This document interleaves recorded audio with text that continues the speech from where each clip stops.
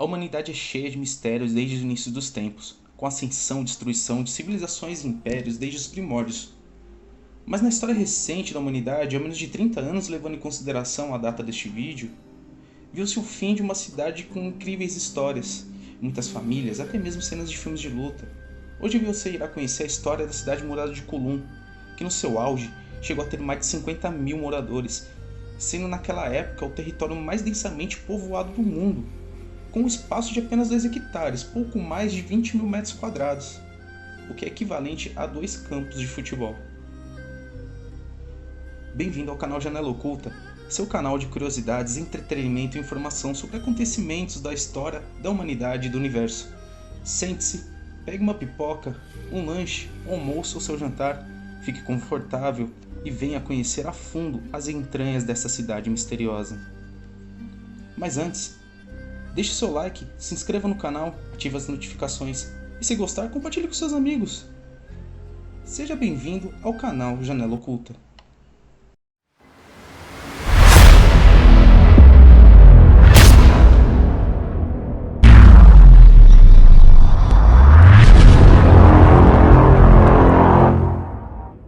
Cidade Murada de Kulum.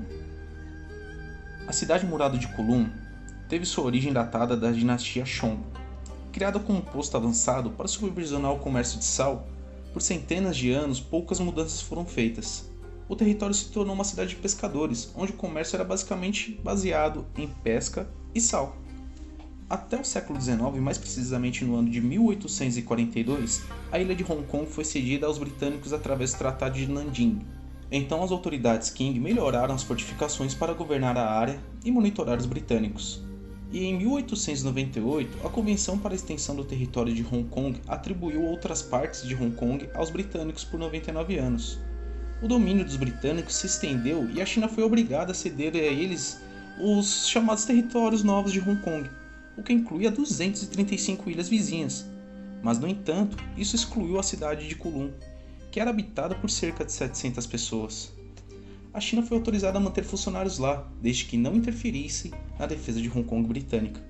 No entanto, o governo britânico acreditava que a cidade estava sendo usada para coordenar um movimento de resistência, e em 1899, as forças britânicas atacaram a cidade, mas descobriram que todos os soldados haviam partido.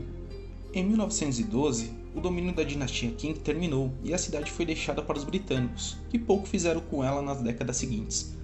Sendo assim, a China não era mais dona daquele território e os britânicos não queriam saber daquilo. Então a população menos favorecida viu a oportunidade de conseguir uma moradia sem ter que pagar nada por isso. Os comerciantes e donos de fábrica viram uma oportunidade de lucrar muito dinheiro, sem declarar impostos. E a máfia achou seu paraíso, ali instalando vários comércios de drogas e sexo. Sendo assim, a cidade murada começou a ganhar a sua forma, que ficou conhecida nas décadas seguintes. A Cidade das Sombras, o território tomado por tríades chinesas. Em 1950, a população tinha crescido para cerca de 17 mil. As pessoas se mudaram para a cidade por causa da pobreza, falta de escolha ou para fugir das leis ou a falta dela. As construções proliferaram junto com a população em um vernáculo verdadeiramente moderno, livre de qualquer regulamento ou código de construção. Dentro da escuridão da cidade murada haviam crimes e negócios ilegais de todos os tipos, desde antros de ópio, bordéis e fábricas de plástico ou rolinhos primavera. A vida familiar continuava dia após dia. Os residentes da favela tiveram sucesso ao criar o que arquitetos modernos, com todos os seus recursos e expertise, não conseguiram: uma mega estrutura orgânica que respondia às constantes mudanças dos seus usuários. Como era uma terra sem lei, facções criminosas conhecidas como tríades, como Qing Hui, Shi Xiong, 14K, Wu Xingwon e Tai Hou Shou, promoviam negócios ilícitos. Não havia impostos nem regulamentação de negócios, nem sistema de saúde ou planejamento, nem a presença policial havia. As pessoas poderiam vir para Kulum e, em termos oficiais, desaparecerem. Não foi surpresa que a atividade criminosa tenha florescido neste local. O status extralegal de Kulum tornava o local perfeito para a fabricação e venda do uso de drogas como ópio e heroína. A cidade, que havia sido fundada para policiar, se tornou um paraíso para o tráfico de drogas de Hong Kong. O crime organizado pode ter dominado grande parte de Kulum, mas não definiu a cidade. Os empresários atraídos por baixos aluguéis viram a oportunidade única. Centenas de fábricas foram estabelecidas com famílias inteiras cuidando das linhas de produções. As condições eram terríveis, mas a produtividade e o lucro, claro, eram notáveis. Além disso, os criminosos acolhiam médicos e dentistas sem registros para atender a população local. Até financiavam esquemas para abastecer a cidade com água encanada e energia elétrica. Kulum era um lugar para ir se você quisesse evitar contato com a justiça. Apesar das notícias e estereótipos que ocorriam por Hong Kong e o mundo, a maioria dos seus moradores era gente trabalhadora, que não se envolviam com a criminalidade e viviam pacificamente com a vizinhança. O relato de um morador da época numa entrevista dada à jornalista Julia Wilkinson, que escreveu um livro chamado City of Darkness. Proprietário de uma loja residente da cidade de Kulum por mais de 40 anos, descreveu, abre aspas, não existiam assaltos. Apesar de criminosos usarem a cidade para se esconderem, todos se conheciam, então ninguém nunca tentava se machucar. Era um pouco como a vida dos vilarejos da China antigamente, fecha aspas. Numerosas fábricas, lojas e comércios familiares também prosperavam ali. Alguns civis até se reuniam em associações para discutir e propor melhorias. Existia um jardim de infância, várias ONGs de reabilitação de dependentes químicos e até um corpo de bombeiros voluntários. Era um reduto onde os chineses podiam viver entre os seus, sem pagar impostos ou serem perseguidos por fiscais da colônia, à procura de explicações sobre vistos, taxas, condições de trabalho ou higiene. Ali todos podiam negociar o que quisessem, prosperar e enriquecer. Na cidade murada, a gente desocupada não tinha leis. Os jovens, por exemplo, aprendiam desde cedo, com os pais, algum tipo de ofício e se desenvolviam na prática para que no futuro pudessem se garantir sozinhos ou até mesmo abrir seu próprio negócio. Diversos casos mostrados no livro City of Darkness transmitem uma noção clara de como havia dignidade no modo de viver dos moradores da favela e de como era latente o preconceito dos que enxergavam do lado de fora. A população da Grande Hong Kong não acreditava que alguém da própria comunidade pudesse ser bem-sucedido dentro dos muros da cidade. O crescimento desenfreado da Cidade das Trevas. Quanto ao seu crescimento especial, o lugar passou por um boom durante a década de 1960, que se manteve em um ritmo crescente até o fim dos anos 80. Por quase 30 anos, cerca de 500 edifícios não licenciados surgiram sem planejamento algum, formando um conglomerado de pequenos apartamentos, chegando a comportar até 2 pessoas por metro quadrado. Por serem tão próximos, os edifícios da favela impediam a circulação de ar em seu interior. Empilhados uns sobre os outros, as muitas torres altas e estreitas da cidade estavam apertadas uma contra as outras, tão apertadas que faziam todo lugar parecendo uma estrutura maciça, parte arquitetura, parte organismo. Havia pouca uniformidade, altura ou material de construção. Balcões de ferro fundido balançavam contra anexos de tijolos e paredes de concreto. A fiação e cabos cobriam todas as superfícies, correndo verticalmente do nível do solo até as florestas de antenas de televisão no telhado, ou estendendo-se horizontalmente como inúmeros rolos de barbante escuro que pareciam quase unir-se aos prédios. Entrar na cidade significava deixar a luz do dia para trás. Haviam centenas de becos com poucos metros de largura. Algumas rotas cortavam por debaixo dos edifícios, enquanto outros túneis eram formados pelo acúmulo de lixo que eram jogados pelas janelas e que ficavam presos nos arames que ligavam os blocos de torres. Milhares de canos de água percorriam paredes e tetos, a maioria deles com vazamento ou corroídos. Como proteção contra os pingos implacáveis que caíam nos becos, o chapéu era padrão para o carteiro da cidade e muitos moradores também optavam em usar guarda-chuvas. Raramente havia uma lâmpada aqui ou lá que eram postas pelos próprios moradores que pouco iluminavam o caminho. Ao pé de algum dos arranha-céus, caixas de correio comunitárias individuais eram pregadas nas paredes, mas muitas vezes a única opção para o carteiro era subir mesmo vários andares acima, já que na cidade havia apenas 2 elevadores. Um labirinto de caminhos se formava, artérias nodosas que penetravam no coração da cidade ao longo de pontes e escadarias interligadas. Às vezes o carteiro chegava a um andar superior e subia para o telhado.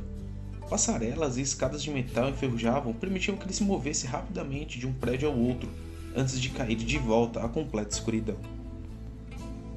Enquanto alguns becos estavam vazios e silenciosos, outros transbordavam vida.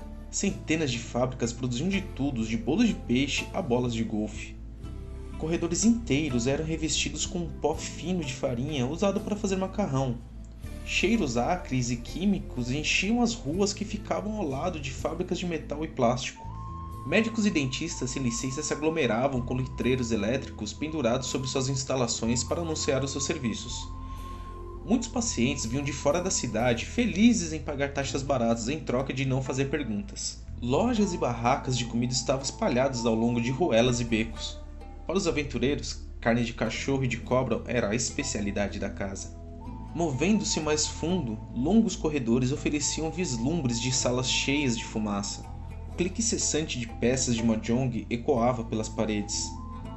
Casa de jogos alinhadas ao lado de clubes de striptease e cinemas pornográficos. Prostitutas, incluindo crianças, chamavam seus clientes na escuridão, os levando para bordéis nos bastidores, e por toda parte se achavam corpos caídos no chão pela escuridão. Barracas de madeira vendiam drogas baratas. Os viciados se agachavam para inalar a fumaça da heroína através de tubos mantidos sobre um papel alumínio aquecido. Quartos vazios, sedutoramente chamados de divãs, estavam cheios de homens e mulheres deitados, todos imersos no efeito do ópio. Muitos ratos das cidades também eram viciados e podiam ser vistos se contorcendo nos cantos da cidade desesperados por uma dose. Não havia lei para os habitantes. Esta era uma sociedade anarquista, autorregulada e autodeterminada. Era uma colônia dentro da colônia, uma cidade dentro da cidade. Um minúsculo quarteirão de território, ao mesmo tempo contestado e negligenciado. Era conhecida como Kulum, Walled City, mas os moradores locais chamavam de outra coisa, Haknan, de tradução livre, era a Cidade das Trevas. Essa enorme estrutura modular só parou de crescer quando uma restrição em relação à sua altura foi imposta pelas autoridades. Devido à trajetória do voo dos aviões que subiam e desciam do aeroporto de Kai-Tak, havia a possibilidade de uma colisão ocorrer caso os prédios não parassem nos 14 andares. Se não fosse por isso, provavelmente chegariam a níveis mais elevados, comparados aos modernos arranha-céus vizinhos. O início do fim, a demolição da cidade murada. Às 9h20 da manhã do dia 14 de janeiro de 1987, 400 funcionários do Departamento de Habitação de Hong Kong ergueram cordões em torno de 83 ruas e becos que levavam para dentro e fora da cidade murada. Então eles entraram na cidade em uma missão para entrar em contato e pesquisar cada residente da cidade. No começo da manhã, foi anunciado que a cidade deveria ser limpa e redesenvolvida, como um parque público, assim como o governo de Hong Kong havia intencionado mais de meio século antes. Exceto desta vez, não haveria resistência chinesa. 2 anos antes, em 19 de dezembro de 1984, os governos da China e Inglaterra assinaram uma declaração conjunta para transferir a soberania de Hong Kong de volta para a China em 1º de junho de 1987. O Ministério Estrangeiro chinês sempre usou Kulum como peão político para lembrar os britânicos e o mundo da sua reivindicação sobre a terra concedida aos ingleses em 1898. Os 99 anos estavam quase em cima. Os planos de liberação e demolição foram mantidos em segredo. A compensação foi um elemento chave para o processo de despejo, então havia o perigo de um fluxo repentino de pessoas procurando uma fatia de dinheiro do governo. Por 6 meses, o Departamento de Habitação mantinha Kulum sob vigilância, para reunir evidências do número de população. O pacote de compensação para residentes e empresários totalizaram 2 bilhões de dólares. Em média, os residentes receberam cerca de 380 mil dólares para seus apartamentos individuais. As negociações progrediram durante anos, e em 1991, apenas 457 famílias ainda resistiam em concordar com os termos do acordo. Naquela época, a maioria dos 50 mil residentes já haviam saído. Alguns, no entanto, resistiram até o final, e em 2 de julho de 1992, a tropa de choque entrou na cidade, forçando assim a saída dos últimos residentes. Uma cerca de arame alta foi erguida para cercar todo o local, seguindo quase a linha de uma vez o que foi a parede original de granito da cidade. Em 23 de março de 1993, a bola guindaste colidiu ao lado de uma torre de 8 andares, na beira da cidade murada. Este foi o balanço solitário e cerimonial. O verdadeiro trabalho de demolir Kulum, peça por peça, começava várias semanas depois, e o momento foi aplaudido por uma multidão de convidados dignatários. Também foi recebido com gritos de raiva e vaias de antigos residentes que se reuniram para um último protesto inútil. Demorou exatamente quase um ano para reduzir o resto da cidade em poeira e entulho. Notavelmente, desde dentro dos destroços modernos, os fragmentos da cidade original surgiam. Haviam 2 placas de granito, cada uma marcada com caracteres chineses, lia-se Portão Sul e a outra Cidade Murada de Kulum. Uma vez que as ruínas dos prédios tinham sido limpas, os desenvolvedores descobriram os segmentos das fundações das paredes originais, junto com 3 canhões de ferros que outrora se ergueram nas muralhas da cidade. Um edifício solitário ainda estava no centro de Kulum, a estrutura a ter sobrevivido ao longo de tanto tempo da sua história turbulenta. Ao longo do próximo ano, as ruínas começavam sua rápida conversão a um parque paisagístico, em homenagem aos famosos jardins de Jiangnan do século XVII, construídos pela dinastia Qing. O Kulum Violet City Park foi oficialmente aberto em 22 de dezembro de 1995 pelo governador britânico de Hong Kong, Chris Patten, colocando assim um fim definitivo na Cidade das Trevas. Após ter durado alguns séculos, em suas últimas décadas, Kulum foi transformado em uma grande favela. E agora é um resort público.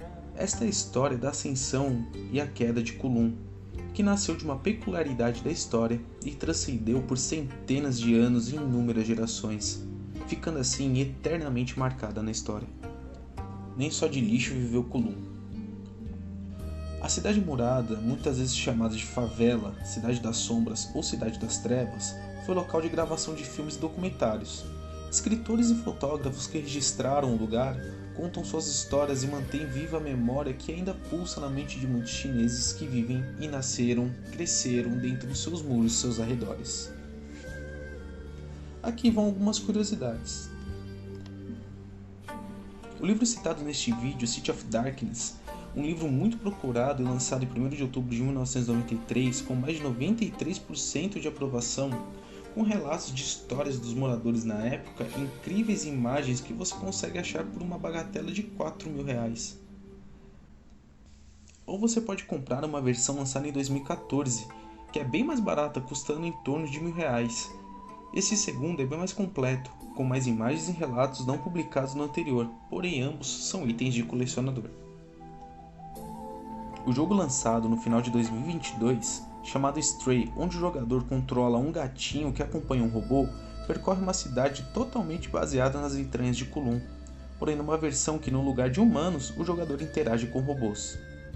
Se gostou do vídeo, deixe um like e deixe nos comentários o que mais te chamou a atenção nesta incrível cidade. Deixe uma opinião e sugestão para novos vídeos. Tenha uma ótima jornada através da sua janela oculta.